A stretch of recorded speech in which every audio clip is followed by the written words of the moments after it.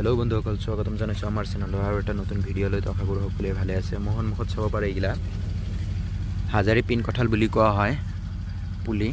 কি ধুনীয়াকৈ কঁঠালৰ মুচি আহি গৈছে, ইমান চাপৰ গছতে চাওক, গছৰ নাই অৱস্থা, একদম মি সূতাৰ নিচিনা তাতে মুচি আহি গৈছে।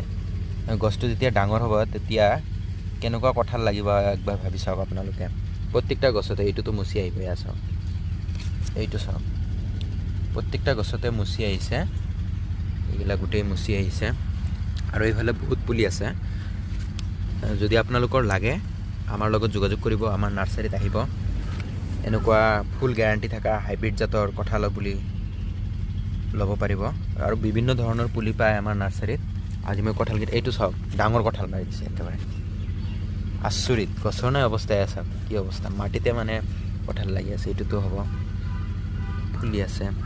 তো যদি আপোনালোকৰ লাগে আমাৰ লগত যোগাযোগ